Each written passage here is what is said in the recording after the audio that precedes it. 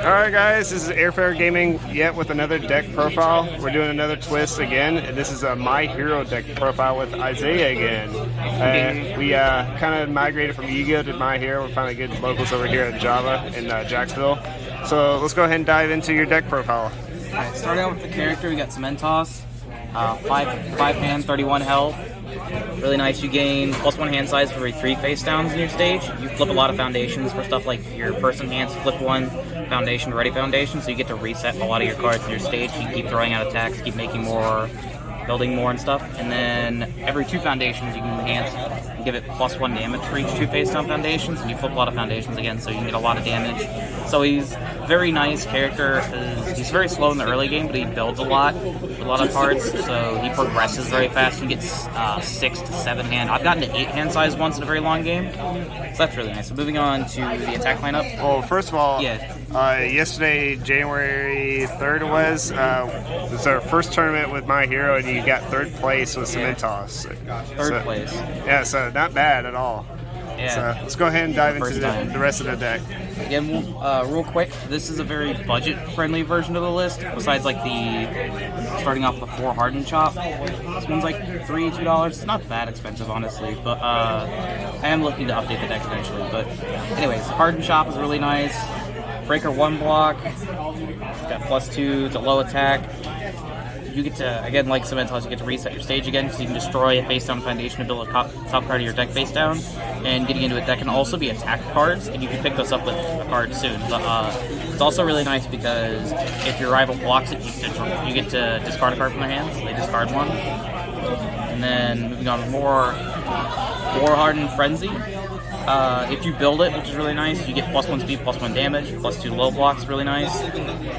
If they completely block it, you get to build it down after it resolves, which is really nice because you can pick it back up again with 4 Hardened Jab. Even if you don't get a attack in your stage, just having this to pick up cards is always good because you get to enhance, add a foundation from stage to hand, and build the top card of your deck face down. More resetting your stage again. Really good block zone.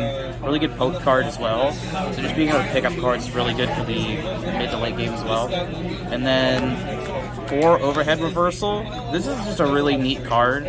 I really like that Cementos gets to play this because you get to enhance, build a printed 0 diff committed, but with Cementos you get to flip it and re-ready it for free. And this really is nice. Also a throw, so if they block it, it's half damage. Yeah, they take half damage when they block it. The block zone on this card isn't that great, but you get to build a lot of cards, so it's not super hard to block with it. And then currently I'm running 3 Merciless Rush. I was looking into Instant Shining Flash, but this is just a better poke card early game. And if your rival has more than a 5 card hand size printed, you get -1 difficulty for this, so it's a 4 diff instead of a 5 diff. The low block is real good, and this is another card that if they block it, they just lose again because they have to destroy a foundation if they block it. So it's really good to poke with, and you get to pump a lot of damage on this with Cementos, so it's really nice. And then 3 Hardened Uppercut. This is the most underwhelming card in the lineup. This is subbing in for Back Alley Maker that I'm trying to get a hold of, which is a lot of what this card does better, but there's some really neat stats on it. Like it's a +0 high block, which is really unique to it, and the response when you do block to it, the next attack ups -2 speed, so it helps you block a lot.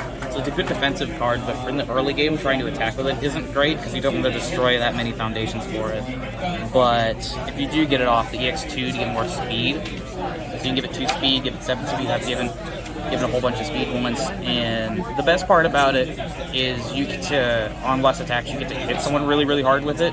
So by the point you get to it, you get like 2, 3, maybe even 4 damage with Cementos. You can blow up more with 4 damage. So you can just one-shot someone with this card sometimes, which is really nice. And then onto the foundations. 2 Battle Resolve. This card's not great, but we need 0 diffs for Overhead Reversal, and when I get it Back Alley Haymaker, just build in 0 diffs. So I would probably switch this with Internship with Best Junist, but not a whole lot to say about it. This card's not great. For tight lips, this card's really good. Flip foundations get +1 damage, so you get +1 to your a third of a +1 hand size for flipping, and you get half of an extra damage. So if you flip and you already have a flip foundation, you just get 2 damage on the tight lip for free, which is neat. You can also flip itself, so it's not great in the late game if you're already giving damage with Cementos, but just having this really good for aggression is really nice. And again, it's another 0 def that you get to build in for free. Or it can't be fixed. This is the craziest spam foundation of the deck. Because if your opponent tries to stun you, you get to build more, or just like, alright, they stunned it, now I get to flip and build another card in for free. It's really good. And in my first matchup, this came up a lot, because I was playing against Death Arms and they stunned me a lot, and I always had this. For Shock Absorption, this is just a really non-committal card, because you like commit it when you play an attack on your opponent's turn, you just blow it up for -2 speed. And it's really good block zone, that's why I'm playing it. Right now in this build, I don't have a whole lot of mid blocks, so having this is really important. For Manly Passionate Guy, this in the early game lets you build foundations you block with. Really good. Just flip, build another card, get more to your hand size. It's neat to block with itself as well, because you can build another off of it. I haven't done that, but there's another card I'll mention that interacts with it that's really stupid. Pre-press conference, this wasn't very great. This was pretty underwhelming a lot of the times, but being able to flip to make the next attack you have minus difficulty when you revealed it isn't that bad, so I would replace it when I get the chance. For Forcing Surrender, this thing's really good for the spam, and because it's a low block, that's why it's here, really, because on Earth there's not a whole lot of great low blocks, so just having this to block with is really good, but also the response is neat. You can't use the Enhance in this deck, because, or not the Enhance, the Responsibility you don't get to play, because we're not playing any combos in this deck, but the Enhance to discard a non-attack from either card pool is not bad. 3 copies of Arden. This is really good in the early game as well, just to pump more damage earlier on. So you commit it as well, so you can just get to re-ready with Cementos to make your next attack, so you can check it again. Really nice. And then the response when you block with it to make the next attack -2 damage just really helps you stay alive, which is nice because you have this 31 health pool.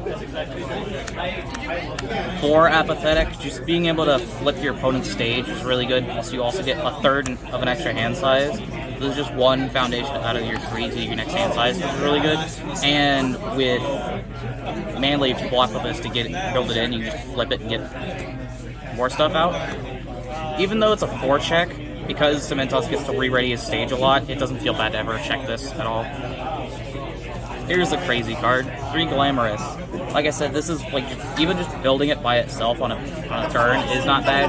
Blocking with this when you have Manly is crazy, because you get to unflip the Manly so you get to use it again. It's really nuts, and just unflipping stuff like Apathetic and all the other cards is just really, really good. The block isn't that great being a +3, but it's still really good. Even the Enhance I've had come up a couple times to flip it for +3 speed when your opponent tries to make it lose speed, because it has to go under its printed speed. So I'll play like EX ability sometimes, but if they'll like lower it before I EX it, I get to +3 speed for free. 3 Stare Downs. This is here just like Forcing Surrender for the block. It's a +2 block, because there's not a lot of great block mods in this deck besides the attack land. But also the flip to freeze a committed foundation isn't bad. It's come up before. And unflipping it's not bad. It's pretty good stage control like with Apathetic. But that's it for deck list. You were also not playing with the sideboard this week either, right? Yeah, no, I don't have a whole lot of cards in my collection yet, so I didn't play with a sideboard yet. I have some cards I want to use for sideboard. Well, and like you said, you get some more options. You're looking at for upgrades to make the deck more fluid. So that's going to be really nice to show an upgraded version of this list, because this is a much more budget-friendly list outside of maybe the Hardened shops. But yeah, this is a very easy deck to pick up and play, because Cementos just scales really, really well. So if your opponent doesn't kill you really early on, you get like the 6-7 hand size character now that gets so much damage on every attack. It almost feels like a deck I went against today, No Move, where you get to pump damage for free a lot. But that matchup is really hard for Cementos, because you get because any character that's like hyper aggro is really hard for Cementos to deal with because he's a lot slower in the early game. So if your opponent can pressure you well, it kind of really screws over your game plan. But so, what were your matches for your tournament? Round 1 was round 1 I went against Death Arms. I went 2-0 against Death Arms. Like I said, it can't be fixed every time they wanted to do their response because they have a response during my ready step. They can commit it, and I believe commit or destroy a foundation, something like that, to commit 2 of my foundations selectively.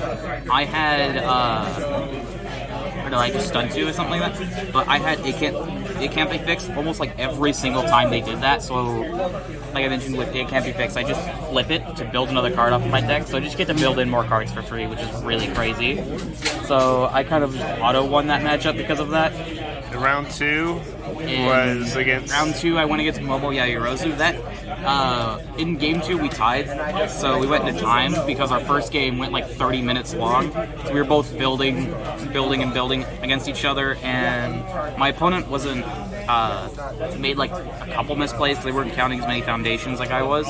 So they threw, all they had was this cannon blast to throw me to try to end the game, and it was like they pumped it to like this 14 damage, 14 speed, high attack, and I had exactly enough foundations plus my character to block it completely, so I just took no damage. And then next turn, I was an 8 hand-sized character by that point, so I just swung out and killed them. And then in game 2, we came into time, so I won that matchup that way. And then round 3 was against... I went against Nomu. That is definitely a really hard matchup for Cementos because of all the aggression that Nomu can put out, and even the control is insane. There's 2 people at our locals here that plays Nomu, and it seems like every week a Nomu's on top. But we'll go ahead and get another deck profile out whenever this gets upgraded. Thanks for tuning in, guys. We'll see you next time.